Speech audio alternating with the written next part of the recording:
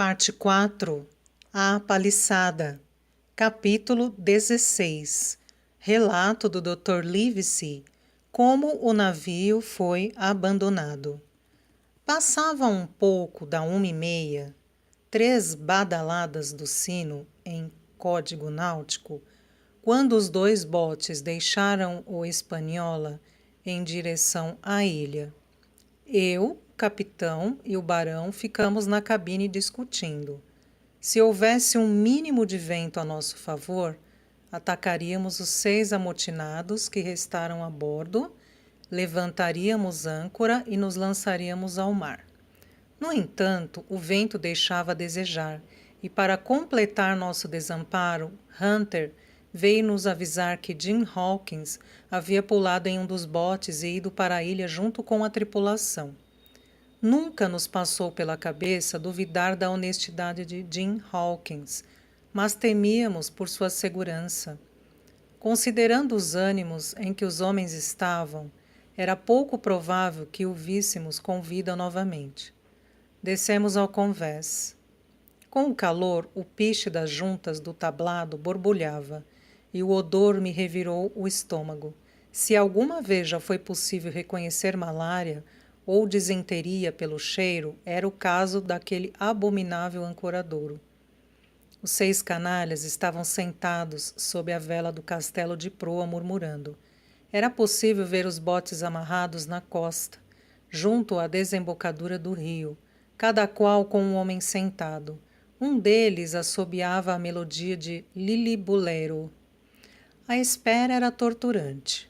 Portanto, decidimos que Hunter e eu tomaríamos a canoa de apoio até a ilha, em busca de informações. Os botes estavam atracados à direita, mas Hunter e eu avançamos em direção à paliçada, conforme o mapa indicava. Os 2 vigias se assustaram com nossa chegada. A Lilibulero cessou abruptamente e vi a dupla discutindo sobre o que fazer.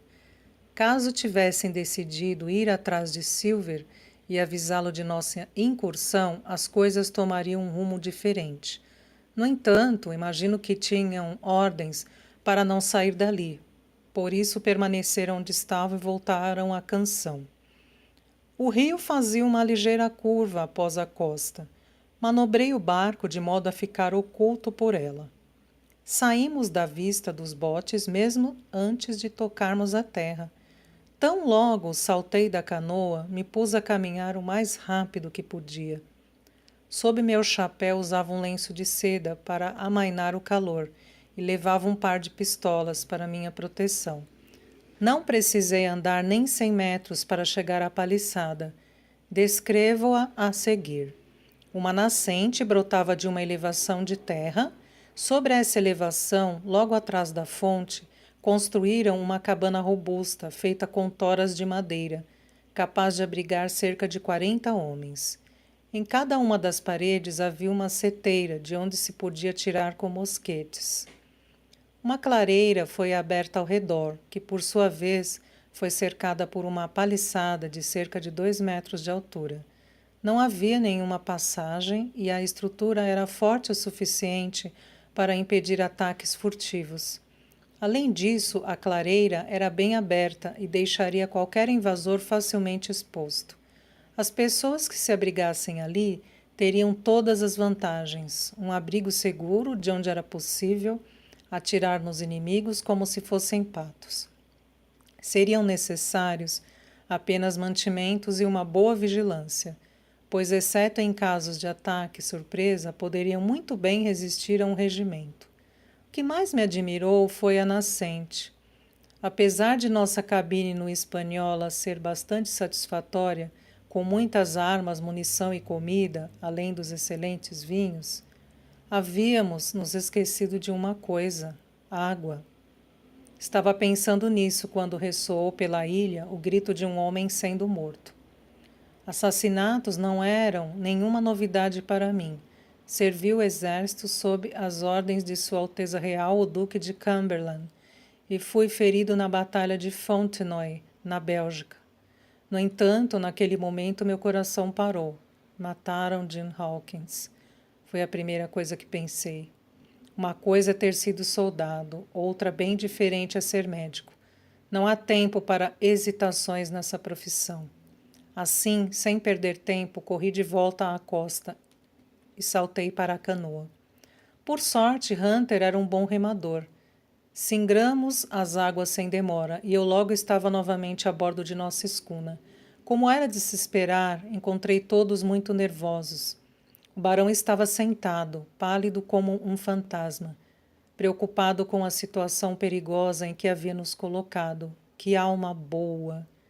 E um dos homens no castelo de proa não estava muito melhor. Aquele homem ali, disse o capitão Smollett, apontando com a cabeça, é um marinheiro novato. Quando ouviu o grito, ficou a ponto de desmaiar. Acredito que com um pouco de tato, ele se junta a nós. Contei meu plano ao capitão e junto definimos os detalhes para levá-lo a cabo. Colocamos o velho Redruth na galeria entre a cabine e o castelo de proa, equipado com 3 ou 4 mosquetes e um colchão para se proteger. Hunter levou um dos botes até o portaló. E Joyce e eu o carregamos com pólvora, mosquetes, biscoitos, carne de porco, uma barrica de conhaque e minha imprescindível maleta de remédios e utensílios médicos. Enquanto isso, o barão e o capitão ficaram no deck. Smollett chamou o timoneiro o mais alto na hierarquia dos que haviam ficado a bordo. Senhor Hands, declarou o capitão, estamos armados com 2 pistolas cada um. Qualquer movimento e vocês serão mortos imediatamente. Os homens recuaram apreensivos. Após confabularem brevemente, todos desceram ao porão da proa. Sem dúvida, queriam dar a volta por baixo do navio e nos atacar pelas costas. Mas quando deram com Redruth à espera deles na galeria, voltaram correndo. E uma cabeça surgiu na abertura do convés. Para baixo, canalha! Gritou o capitão. E a cabeça desapareceu. Não ouvimos mais um pio dos 6 covardes marujos. Na pressa, carregamos a canoa até não caber mais nada. Joyce e eu saltamos pelo portaló e voltamos para a ilha a toda velocidade. Nossa segunda incursão alarmou os vigias e a Lilibulero foi interrompida outra vez. Um pouco antes de virarmos a curva do rio, de onde nos perderiam de vista, um deles desceu do seu barco e desapareceu na mata. Estive a ponto de mudar os planos e destruir seus botes, mas temi que Silver e os outros estivessem próximos e minha afobação colocasse tudo a perder. Desembarcamos no mesmo ponto de antes e começamos a equipar a cabana. Da primeira vez, nós 3 fizemos o trajeto com o que éramos capazes de carregar e jogamos tudo por sobre a paliçada. Joyce, então, ficou de guarda. Apesar de ser apenas estava armado com meia dúzia de mosquetes. Hunter e eu voltamos à canoa para outro carregamento, e assim continuamos sem parar até tudo estar arrumado. Os 2 criados assumiram suas posições na cabana e eu, com as forças que me restavam, retornei para o Espanhola. Encher a canoa de suprimentos do navio uma segunda vez não era tão perigoso quanto parecia. Apesar de eles estarem em maior número, tínhamos a vantagem das armas. Nenhum dos amotinados em terra tinha um mosquete, e antes de conseguirem se aproximar o suficiente para disparar suas pistolas, conseguiríamos acertá-los uma meia dúzia de vezes, ou assim pensávamos. O barão esperava por mim na janela da popa, já completamente restabelecido. Ele lançou um cabo, prendeu a canoa e começamos a carregá-la com itens de sobrevivência. Pegamos mais carne de porco, pólvora e biscoitos, um sabre cada um e apenas um mosquete para todos. Jogamos o restante das armas e pólvora na água e, como a profundidade era de apenas 4 metros, enquanto nos afastávamos, era possível ver o sol refletindo no aço que agora repousava no fundo do mar cristalino. A maré começava a baixar e o navio começou a girar em torno da âncora. Ouvimos ao longe os gritos dos vigias na terra. Embora isso tenha nos tranquilizado, pois indicava que Joyce e Hunter estavam a salvo, distantes dali, era um sinal de que não poderíamos perder tempo.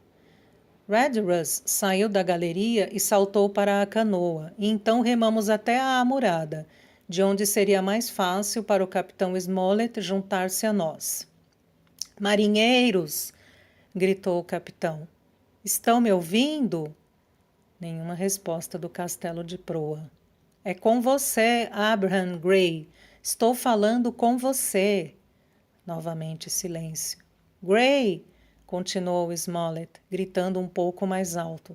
Vou deixar este navio e te ordeno a seguir seu capitão.